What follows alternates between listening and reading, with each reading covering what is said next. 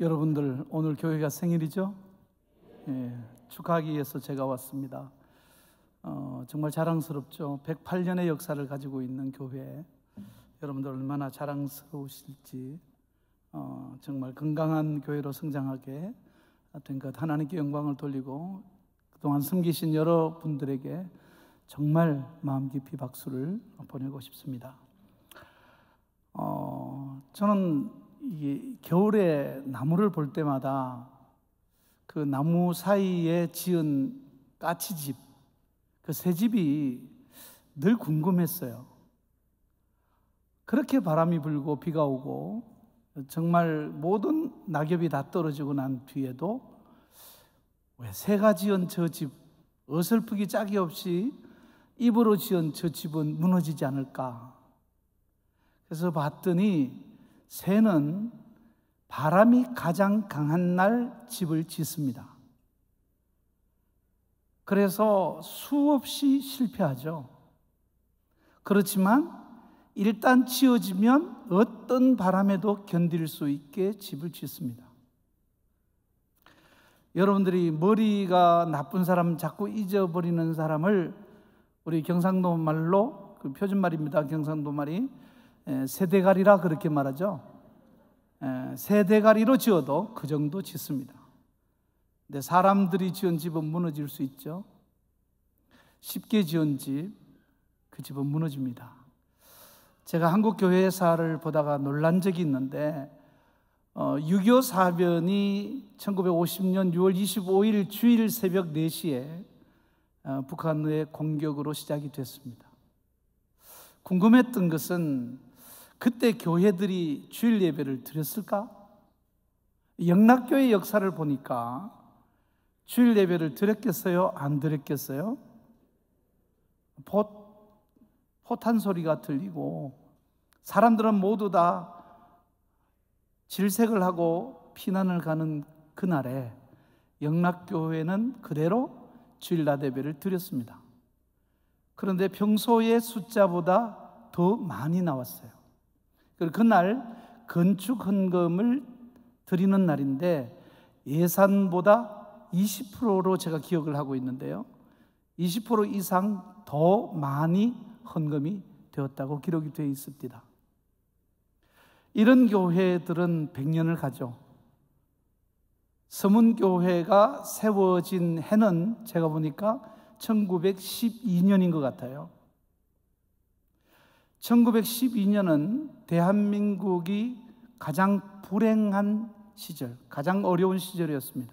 1910년에 일본에게 삼키우지고 그리고 수많은 핍박을 받는 시기였습니다. 있던 교회도 없어지고 숨어야 할 판에 이 서문교회는 당당하게 교회를 설립한 것입니다.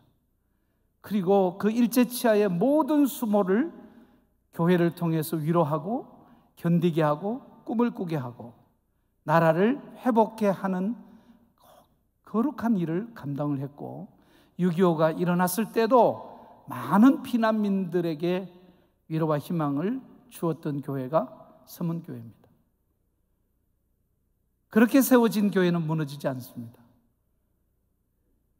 지금 우리가 코로나로 인해서 저희들 세대, 저는 전쟁을 끝내고 난 뒤에 전후 세대입니다. 1956년생인데 저는 별 어려움을 모르고 참 좋은 시절만 살았습니다. 저희들은 경제는 해마다 성장하는 때에 자랐고요, 공부 대충 해도 거의 다 대학을 갔고요, 그리고 대학은 들어가면 4년을 놀아도 졸업장이 나오고요, 대학만 졸업하면 취업은 거의 다 되고요, 한 번 직장 가면 평생 직장이 되었고요, 장가 갈 때 조금 돈 주고 집을 장만한 친구들은 지금 그게 10억, 20억이 돼가지고 그거 팔아서 자식들 결혼시키고 노후 자금으로 쓰고 있는, 아무런 어려움 없이 성장만 하는 시대에 저희들이 살았습니다. 그런데 이 코로나가 오고 보니까 제 인생에서는 국가적으로 겪는 가장 큰 저는 석 달 동안은 미국에 가 있었는데 한 달 예정으로 미국에 가 있다가 대구 경북이 너무 심하고, 특히 저는 지금 경산에 집이 있는데요, 경산에서 살고 있는데 경산이 아주 세계적으로 유명한 도시가 돼가지고 경산에 가면 죽으러 가는 줄 알고 절대 우리 아이들도 못 가게 하고, 주변에 있는 또 한국에서도 목사님 좀 잠잠해지면 오시라고 그랬는데, 좀 잠잠해지려고 LA 있다가 둘째 아들 집에 있다가 큰아이가 있는 워싱턴 DC로 갔더니 거기 막 폭발적으로 심하게 돼가지고 한 달을 갇혀 있다가 목숨 걸고 한국으로 돌아왔습니다. 그러니까 미국에도 교회들이 다 문을 닫고요, 집에서 요만한 모니터 갖다 놓고 예배를 드리면서, 아이들하고 함께 예배를 드리면서 참 우리가 겪어보지 못한 시간을 겪고 있구나. 여러분들 지금 이렇게 자리를 띄워서 앉고 마스크를 끼고 여러분들께서 예배를 드리는 이 일은 우리가 상상도 하지 못했던 일인데, 이 일을 잘 견뎌내는 것, 그리고 믿음으로 이기는 것, 이것이 교회를 건강하게 만드는, 어떤 역경이 와도 넘어지지 않는 교회를 세우는 참된 하나님이 주신 축복의 시간으로 믿고 108주년부터 더 견고하게 바른 교회가 되시라, 그런 마음, 그런 기도하는 마음을 가지고 여러분들에게 오늘 성경에서 소개하는 안디옥 교회라는 교회, 이방 교회 중에 첫 교회였고 교회의 가장 소중한 모델로, 어떻게 보면 예루살렘 교회보다 더 건강한 그런 이방 교회, 세운 지 불과 1년 정도밖에 되지 않은 교회에 어떤 일이 일어나고 있었는가를 여러분에게 소개하면서 우리도 이 안디옥 교회와 같은 교회로 점점 더 다져져 가기 위해서 함께 이 말씀을 생각했으면 좋겠습니다. 저는 이 설교를 준비하면서 교회는 여름날의 숙주와 같다는 생각을 하게 됐습니다. 교회는 여름날의 숙주와 같다. 여름날의 숙주는 쉽게 상하지요. 교회도 상하는 건 한순간에 상할 수 있습니다. 예를 들면 우리가 교회 모델로 초대교회 예루살렘 교회를 들고 있는데, 예루살렘 교회가 사도행전 2장 42절에서 47절을 보니까 그들이 사도의 가르침을 받아 서로 교제하고 떡을 떼며 오로지 기도하기를 힘쓰니라. 사람마다 두려워하는데 사도들로 말미암아 기사와 표적이 많이 나타나니 믿는 사람이 다 함께 있어 모든 물건을 서로 통용하고 또 재산과 소유를 팔아 각 사람의 필요를 따라 나눠주며 날마다 마음을 같이하여 성전에 모이기를 힘쓰고 집에서 떡을 떼며 기쁨과 순전한 마음으로 음식을 먹고 하나님을 찬미하며 또 온 백성에게 칭송을 받으니 주께서 구원받는 사람을 날마다 더하게 하시니라. 아멘. 너무 좋은 교회죠. 말씀이 살아있는 교회, 모이기를 힘쓰는 교회, 정말 최고의 지도자들이 그 교회를 이끌어가고 있고 사람들마다 차별이 없고 모든 사람이 자기의 소유를 팔아서 필요한 사람들과 나누어 가지는 이런 정말 전무후무한 교회를 세웠는데, 과연 이 교회는 몇 년이나 갔을까? 얼마나 갔을 것 같아요? 여러분, 이 초대교회 예루살렘 교회의 담임은 야고보 사도였습니다. 야고보가 불과 한 20년이 채되지 않은 시간에 이 야고보서를 쓰면서 그 초대교회의 목회 상황을 이렇게 설명하고 있습니다. 야고보서 2장 1절에서 9절 말씀입니다. 내 형제들아, 영광의 주 곧 우리 주 예수 그리스도에 대한 믿음을 너희가 가졌으니 사람을 차별하여 대하지 말라. 지금 이 교회가 사람을 차별하여 대하고 있다는 얘기가 되겠죠. 만일 너희 회당에 금가락지를 끼고 아름다운 옷을 입은 사람이 들어오고 또 남루한 옷을 입은 가난한 사람이 들어올 때에 너희가 아름다운 옷을 입은 자들은 눈여겨보고 말하되 여기 좋은 자리에 앉으십시오 하고 또 가난한 자들에게 말하되 너는 거기 서 있든지 내 발등상 아래 앉으라 하면 너희끼리 서로 차별하여 악한 생각으로 판단하는 자가 되는 것이 아니냐. 내 사랑하는 형제들아 들을지어다. 하나님이 세상에서 가난한 자를 택하사 믿음에 부유하게 하시고 또 자기를 사랑하는 자들에게 약속하신 나라를 상속으로 받게 하지 아니하셨느냐. 너희는 도리어 가난한 자를 업신여겼도다. 부자는 너희를 억압하며 법정으로 끌고 가지 아니하느냐. 그들은 너에게 대하여 일컫는 바 그 아름다운 이름을 비방하지 아니하느냐. 너희가 만일 성경에 기록된 대로 내 이웃 사랑하기를 내 몸과 같이 하라 하신 최고의 법을 지키면 잘하는 것이거니와 만일 너희가 사람을 차별하여 대하면 죄를 짓는 것이니 율법이 너희를 범법자로 정죄하리라. 아멘. 변했죠? 교회는 쉽게 변합니다. 정신 차리지 않으면 누군가 훌륭하고 바른 지도자들이나 혹은 성도들에 의해서 순교적 정신을 가지고 희생하지 아니하면 교회는 쉽게 세속화됩니다. 381년에 그 니케아 콘스탄티노플 회의라는 곳에서 교회에 대한 4개의 정의를 내렸습니다. 교회는 이 4가지가 있어야만 참된 교회다. 그렇게 내놓았습니다. 하나는 하나인 교회. 이 말은 오직 살아계신 하나님 한 분만을 섬기는 것이 교회다. 이게 하나인 교회입니다.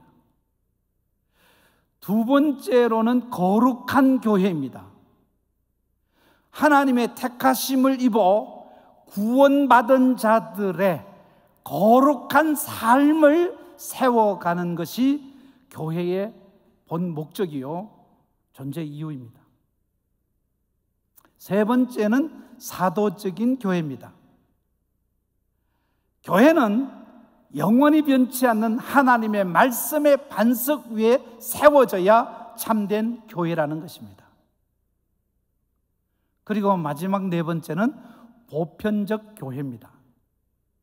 이건 남녀노소, 흑인이든 백인이든 어떤 민족이든 어떤 형편에 처해 있던 교회는 만민을 위한 하나님의 집이다. 이 4가지가 교회가 지켜야 할 가장 중요한 가치이고, 교회가 교회다워지는 참된 교회가 되기 위해서는 이 4가지가 있어야 한다. 하나님이 주인이 되시는 교회, 하나님이 통치하시는, 하나님이 세우시는, 하나님이 주인이 되시는 교회, 그리고 구원함을 얻은, 거룩함을 사모하는 세상과 구별된 성도들의 모임, 그리고 영원히 변치 않는 하나님의 말씀의 반석 위에 세워지는 교회, 그리고 아무에게도 차별하지 않고 모든 만민에게 열려있는 교회. 그게 교회에 대한 정의로 381년에 니케아 회의에서 결정이 됐습니다. 저는 여기에 가장 합당한 교회가 초대교회의 예루살렘에서 드러났고, 오늘 두 번째로 이 안디옥 교회, 이방 교회에서 드러나고 있기 때문에 이 안디옥 교회의 얘기는 초대교회의 얘기와 거의 유사하게 나타납니다. 다르다면 이방인들이 들어와서 이방인들과 유대인들이 합작해서 이 교회를 세운다고 하는 측면에서는 오히려 예루살렘 교회보다 더 탁월한 교회의 모형을 우리에게 보여주고 있다. 자, 우리 서문교회는 이제 안디옥 교회와 같은 교회가 지금까지 추구해 왔고 지켜왔고 세워왔는데, 앞으로 더 힘차게 중심을 잡고 가야 할 성경이 우리에게 요구하는 교회의 참모습을 같이 나누고자 합니다. 첫째는 진리로 하나가 된 교회였습니다. 여기에는 사도적 교회라는 것이 베이스에 깔려 있기도 하지만 보편적 교회, 이것도 함께 녹아져 있습니다. 우선 이 안디옥 교회를 소개하면서 5명의 그 안디옥 교회를 이끌어가는 선지자와 교사들의 이름이 등장합니다. 성경에 등장하는 인물들이나 그 인물을 설명하는 형용사들을 보면 굉장히 중요한 의미를 가지고 설명을 하고 있습니다. 첫 번째는 바나바를 쓰고 있습니다. 참고로 이 안디옥 지역은 헬라 지역이었기 때문에 헬라의 문화는 사람을 소개할 때 중요한 사람부터 먼저 시작합니다.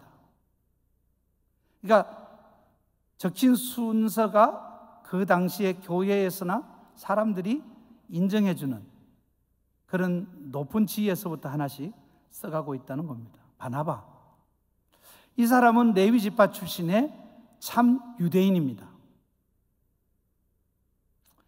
굉장히 유력한 가문의 유대인 출신의 명설교자였습니다.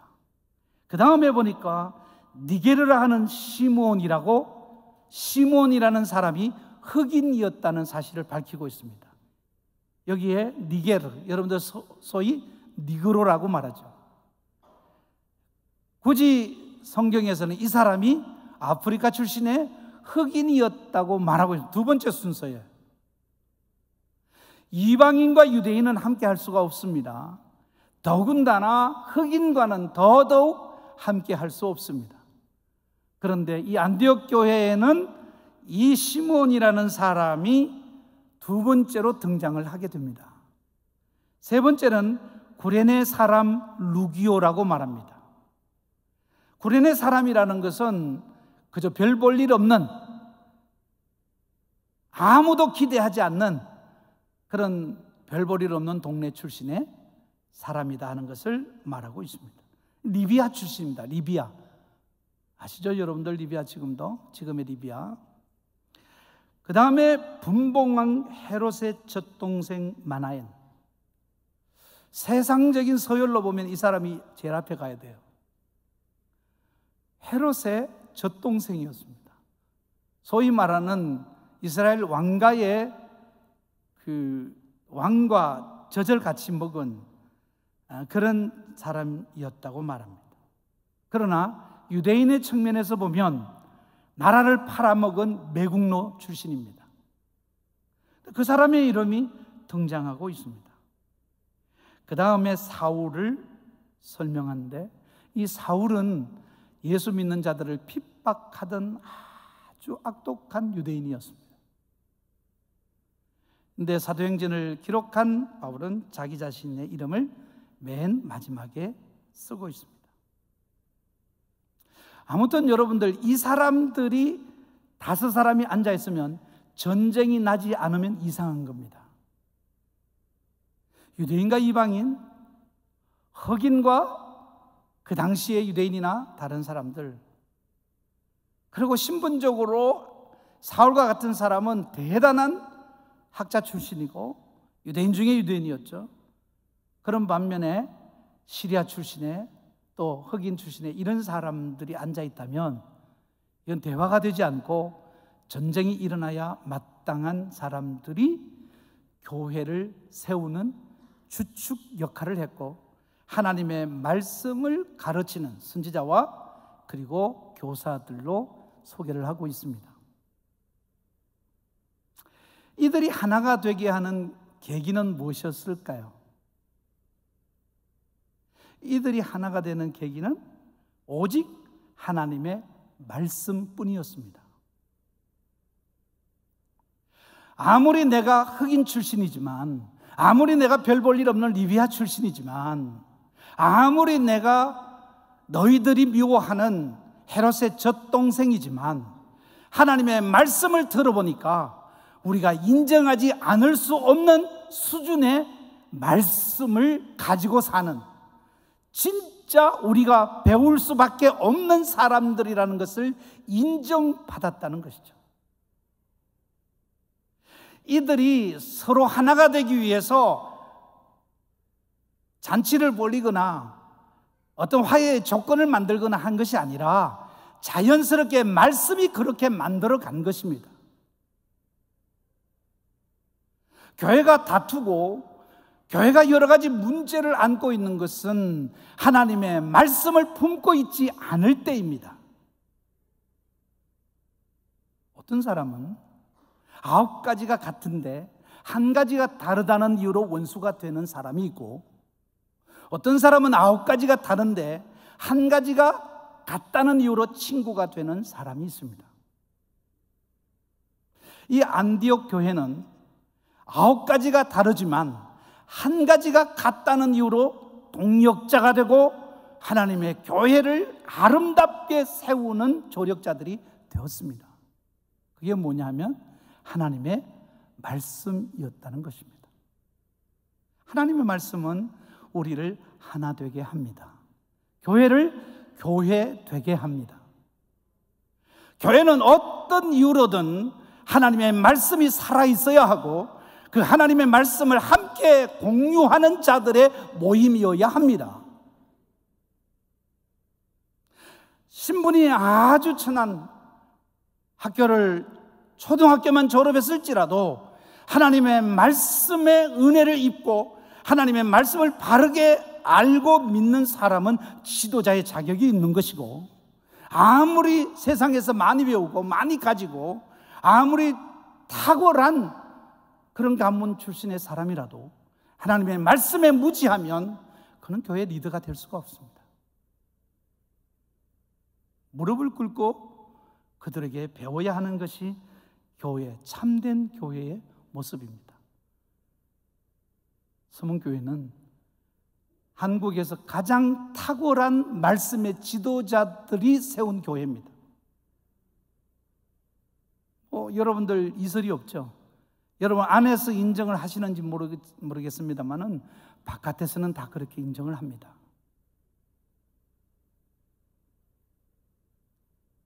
저는 여러분들에게 앞으로 여러분들이 세워가야 하는 교회는 말씀의 부흥이다. 하나님의 말씀을 공유하는 것이다. 하나님의 말씀에 여러분들이 박식해지는 정도가 아니라 깊이 뿌리를 내리고 하나님의 말씀으로 인하여 교회가 혼연일체 하나가 되는 교회를 세우는 것이 이 교회가 존재해야 될 이유이고 앞으로 또 100년을 갈 수 있는 원동력이 된다고 믿습니다. 두 번째는 하나님이 주인이 되시는 교회였습니다. 하나님이 주인이 되시는 교회. 여러분들이 이건 당연하게 생각할지도 모르지만 의외로 사람이 주인이 되는 교회가 너무 많습니다. 싸우는 교회의 특징, 부흥하지 않는 교회의 특징은 보면 누군가가 교회의 주인 행세하는 사람들이 있습니다. 교회의 주인은 하나님이세요. 여러분들이 요한복음 2장 19절을 보면 예수께서 대답하여 이르시되 너희가 이 성전을 헐라. 여기에 주어는 너희가, 동사는 헐라. 성도들을 향하여 이렇게 말합니다. 너희가 교회에서 할 일은 성전을 허는 거야. 그 다음에 내가 사흘 동안에 일으키리라. 여기에 주어는 내가, 주님이 일으키리라. 이게 교회의 정의입니다. 사람은 교회를 허는 자들이고 주님은 교회를 세우는 자이십니다. 저는 목회하면서 미국에서 하나, 서울 강남에서 하나, 위례에서 하나, 세 교회를 개척했습니다. 친구들이나 주변에 있는 후배들이나 주변에 있는 선배들이 너는 교회를 3개나 세웠다 그렇게 말합니다. 그게 맞는 말입니까? 아니에요. 저는 3개를 헐었습니다. 3개를 헐어서 하나님이 3개를 세우신 것입니다. 교회는 교회 안에 주인 역할을 하는 사람이 허물어질 때 세상이 위기에서 교회가 흔들릴 때, 어려워질 때 하나님은 세우시는 시간입니다. 안디옥 교회가 세워지게 된 동기는 무엇입니까? 여러분 사도행전 11장 19절에서 28절의 말씀 보면 그때에 스데반의 일로 일어난 환난으로 말미암아 흩어진 자들이 베니게와 구브로와 안디옥까지 이르러 유대인에게만 말씀을 전하는데 그 중에 구브로와 고레네 몇 사람이 안디옥에 이르러 헬라인에게도 말하여 주를 전파했다고 말합니다. 안디옥 교회가 세워진 동기는 바로 여기에 일어난 환난입니다. 이 안디옥은 예루살렘에서 북쪽으로 약 480km 지점에 있습니다. 그러니까 서울에서 부산보다 더 먼 거리입니다. 그걸 도보로 피난을 가서 세워진 교회예요. 480km나 도망을 갔다는 말은 그 핍박이 얼마나 넓게 전반적으로 행해졌는가를 볼 수 있죠. 인간의 역사에서 보면 유대인들이 허물어지는, 교회가 허물어지는 시간이었지만 하나님의 역사에서 보면 하나님이 또 다른 교회를 세우시는 역사입니다.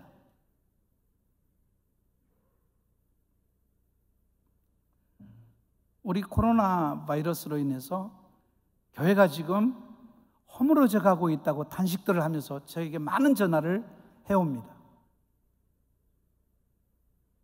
저는 지금 교회를 개척해놓고 몸이 좋지 않아서 고향인 경산에 집을 얻어가지고 휴양하면서 한 달에 한 번 정도 서울 올라가서 설교하고 후임자를 세워놓고 있는 그런 상황입니다.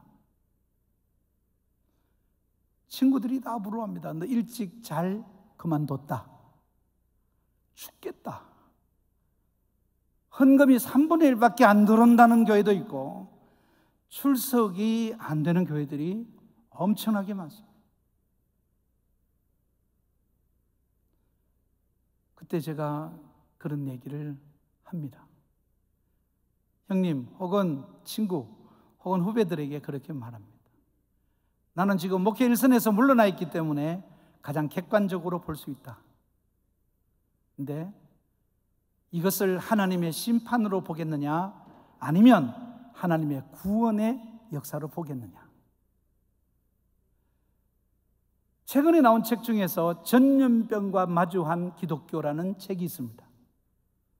여러 목사님이나 의사들이 쓴 책인데 그 내용들 가운데 보면 유럽에서 일어났던 그 패스트, 이 패스트로 인해서 유럽 인구의 3분의 1이 죽었습니다. 그런데 그 3분의 1이 죽기까지 이것을 확산시킨 것은 로만 가톨릭 교회였습니다. 그 당시에 로만 가톨릭 교회의 클레멘스 6세라는 교황은 이것이 하나님의 심판이라고 선포하고 100년에 한 번 선포하게 돼 있는 성년 대사면의 해, 이걸 불법적으로 당겨서 50년밖에 안 됐는데 성년을 선포합니다. 그리고 모든 성도들이 고해성사를 하게 하고 자기의 사유재산을 바쳐서 회개하고 그리고 베드로 성당을 순례하면 연옥을 거치지 않고 바로 천국으로 갈 수 있다고 선포했습니다. 100만이 넘는 유럽의 가톨릭 신자들이 베드로 성당에 모였다가 거기에서 감염이 돼가지고 전 유럽으로 퍼지게 된 것입니다. 시간이 없기 때문에 이것이 일어나게 된 동기와 또 그 과정과 그리고 그 결과를 보면 하나님의 심판의 역사로만 보았던, 한쪽 측면만 보았던 그 로만 가톨릭 교회는 어마어마한 실수를 하게 되고 교회의 빙하기를 맞이하게 됩니다. 성경에 어디에 봐도 하나님의 심판은 구원과 함께 오고 하나님의 구원은 하나님의 심판과 함께 옵니다. 예를 들자면 여러분 출애굽할 때도 전염병이 돌았어요. 그 전염병은 애굽인 하나님을 믿지 않는 자들에게는 하나님의 심판이었지만 하나님을 믿는 하나님의 백성 이스라엘에게는 하나님의 구원의 손길이었습니다.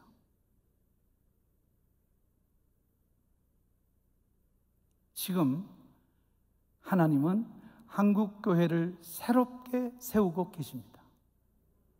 지금까지 한국교회가 자만하여 목사가 주인이 되는 교회와 장로가 주인이 되는 교회, 영향력 있는 자들이 주인이 되는 교회에서 이제는 하나님이 주인이 되는 시대로 전환되고 있습니다. 모든 사람들이 헛되고 헛되다는 사실을 알게 되었고, 우리의 잘못을 알게 되었고, 교회의 문제를 깨닫기 시작했습니다.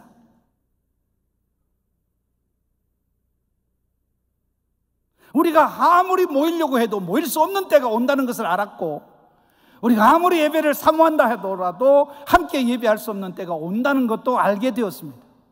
하나님이 풀어주지 않으면 아무것도 할 수 없다는 사실을 알게 되었습니다. 저는 전율이 흐를 만큼 하나님의 구원의 역사에 감격을 합니다. 서문교회는 또다시 세워질 겁니다. 한국교회는 하나님이 주인된 교회로 탈바꿈하게 될 겁니다. 그렇게 하지 않으면 영원한 멸망으로 갈 수밖에 없습니다. 하나님은 지금 코로나와 같은 이런 역병을 일으키셔서 이스라엘을 구원하고 계십니다. 하나님만 바라보게 하십니다. 교회의 주인이 하나님이셨다는 사실을 선포하고 계십니다. 마지막 세 번째는 기도로 사역하는 교회였습니다. 기도로 사역하는 교회. 2절 3절에 2절에서는 주를 섬겨 금식했다고 말하고, 구체적으로 3절에서는 금식하며 기도하고라고 말하고 있습니다. 금식과 기도 함께 표현하고 있습니다. 섬김과 금식 함께 설명하고 있습니다. 세워진 지 1년밖에 되지 않은, 아무런 역사와 전통이 없고 가르침이 없었던, 정말 그야말로 기적 같은 일들로 인해서 세워진 어린 아기와 같은, 이제 겨우 첫 돌을 지낸 아기와 같은 교회가 안디옥 교회인데, 이 교회에 가장 영향력 있는, 사실은 사울이 겸손해서 사울을 맨 마지막에 섰지, 바나바 뒤에 서든지 앞에 서든지 해야 됩니다. 이 두 사람을 선교사로 파송하는 일은 상식에도 맞지 않고 교회 형편에도 맞지 않는 일입니다. 다시 말하자면 기도와 금식이 없었더라면 이 일은 결코 일어날 수 없는 일이었습니다. 생각해 보세요. 그 교회에서 설교를 가장 잘하시고, 그 교회에서 신학적 깊이가 가장 깊으시고, 그 교회에서 정말 인격적으로 존경을 받으시고, 그 교회를 목숨을 걸고 개척하신 두 분의 목사님이 동시에 교회의 파송을 받아 선교사로 나간다는 것은 교회로서는 절대 용납할 수 없는 일이었습니다. 여기 한번 단어를 보시면 참 재미있습니다. 여러분들이 3절에 보면 보낸이라고 되어 있고요, 그리고 4절에 보면 보내심을 받았다고 말합니다. 보냈다는 말은 같은 말인데 헬라어에는 전혀 다른 단어로 쓰고 있습니다. 이 3절에 보낸이라는 아필리오라고 하는 단어를 씁니다. 아필리오라는 단어는 어떤 뜻인가 하면 영어로 보니까 sent them off라고 되어 있습니다. 어떤 상태를 말하는가 하면 마지 못해서 어쩔 수 없어서 손을 놔버렸다, 포기해버렸다. 자기들이 좋아가지고 합의해가지고 이렇게 보내는 게 아니라 기도해 보니까 도저히 저항할 수 없는 하나님의 강권적인 성령의 역사가 있어서 울면서 겨자 먹기 식으로 손을 놔버렸다는 것이고, 그 다음에 뒤에 나오는 4절은 에크펜포라는 단어를 씁니다. 이 에크펜포는 어떤 뜻인가 하면 영어로 to send force라고, 주도적으로 그 일을 성령께서 파송하시더라는 것입니다. 교회 역사에 있어서 전교인들은 수동적인 입장이고 성령은 능동적인 입장에서 일하는 교회가 모델이 될 수 있는 교회인 줄로 믿으시기를 바랍니다. 제 신앙 경험으로는 하나님 앞에 금식하며 생명을 내어걸고 기도한 응답은 내가 상상할 수 없는, 내가 제정신이라면 도저히 감당할 수 없는 일을 행하십니다. 가장 사역을 하면서 조심해야 될 게 상식이고 양심입니다. 경험입니다. 다른 사람들의 평가입니다. 하나님의 생각과 우리의 생각은 너무 달라서 하늘과 땅 차이입니다. 대부분의 하나님의 일은 사람들이 받아들이지 못하는 일들입니다. 시기에도 맞지 않고 우리 상식에도 맞지 않고 형편에도 맞지 않고 결과도 빤히 보이는, 그래서 거부할 수밖에 없는 일들에 하나님의 뜻이 있습니다. 기도는, 금식 기도는 그것을 찾아가면서 자기가 허물어지고 하나님이 이기게 하는 것이 기도의 목적입니다. 하나님을 설득해서 하나님으로부터 무엇을 얻어내는 것이 아니라 하나님께 내가 설득을 당해서 내가 가지고 있는 것을 내어놓는, 여기에서 말하는 아플리오라고 하는 단어, 많은 사람들은 자기가 에크펜포라고 생각합니다. 내가 보냈지, 내가 그때 결정했지, 내가 그때 헌금했지, 내가 그때 찬성했지. 우리는 성령님이 그때 인정하셨지, 성령님이 그때 강권하셨지, 성령님이 결국 그 일을 해내셨지. 이게 돼야 됩니다. 기도, 빌립보서 4장 6절 7절을 보니까 아무것도 염려하지 말고 다만 모든 일에 기도와 간구로 너희 구할 것을 감사함으로 하나님께 아뢰라. 그리하면 모든 지각에 뛰어난 하나님의 평강이 주어져 그리스도 예수 안에서 너희 마음과 생각을 지키시리라.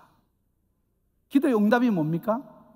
내 마음과 생각이 하나님에게 붙잡히는 것입니다. 하나님의 생각에, 하나님의 계획에, 하나님의 의지에 무릎 꿇게 하는 것이 기도의 응답, 기도의 목적입니다. 그래서 기도에는 금식이 따라다녀야 됩니다. 금식은 자기 힘으로 살지 않겠다는 표시입니다. 음식을 먹지 않으면 죽습니다. 스승의 날이라고 제자들이 전화가 왔습니다. 서울에서 사역하고 수원에서 사역하는 많은 제자들이 찾아오기도 하고 전화로 선물을 보내기도 하고 전화로 1시간씩 대화를 나누는데, 서울대학을 나오고 아주 목회를 잘하고 지금도 수원에서 큰 교회에서 사역을 하고 있는 제가 아끼는 제자가, 목사님 제가 이제 이 교회에 온 지도 4년이 됐고 사역지를 어떻게 해야 되는지 기도 중에 있습니다라고 말하길래 제가 그렇게 이야기했습니다. 너 이번 기회에 기도하다가 죽을 뻔했다는 얘기가 나오지 않으면 너 목회는 실패로 시작된다. 그래서 죽으라 소리를 하고 싶은데 살인자가 될까 봐 죽을 만큼 해라, 그렇게 얘기했습니다. 사실 제 마음은 기도하다 죽어버려라, 그게 제가 하고 싶은 일.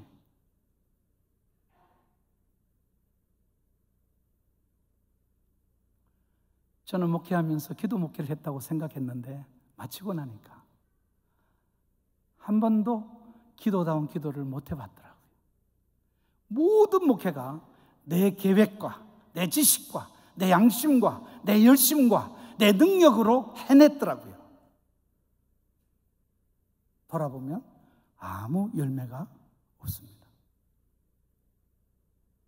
제가 생명을 걸고 40일 금식하며 기도해서 응답받은 그거 하나만 제 인생 지금 36년 동안 제 인생의 복의 복이 되고 있습니다. 그래서 제가 그래서 3번만 목회하면서 그렇게 기도하면, 중요한 순간에 생명 내되고 그렇게 기도하면 네 사역은 열매로 가득할 거다.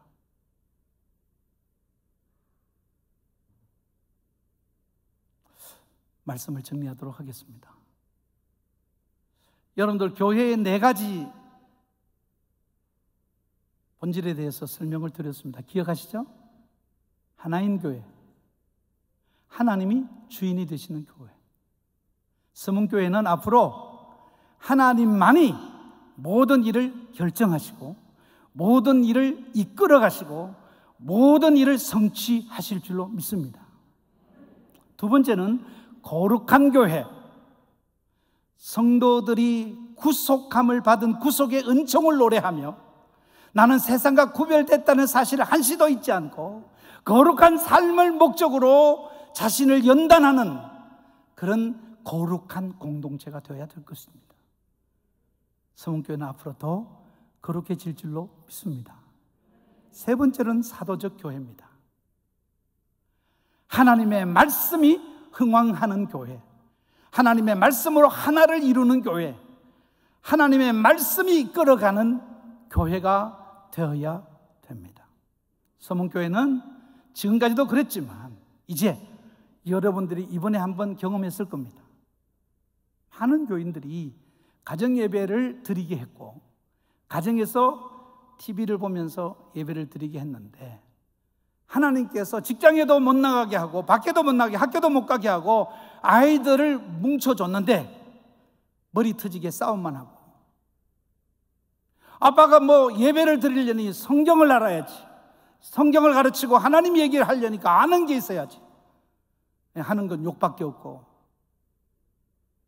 TV를 안고 살아가는 아버지의 적나라한 모습을 아이들에게 보여주는 것밖에 없었다면 그거는 여러분의 불행이고 교회의 불행이고 한국의 불행입니다.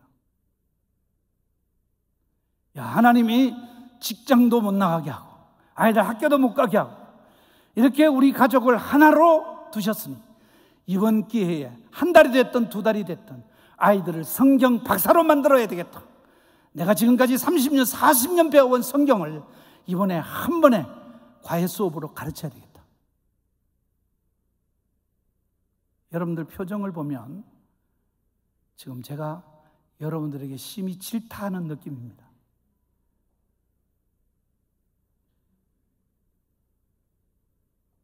여러분은 말씀이 살아있는 교회를 세워가시기를 바랍니다.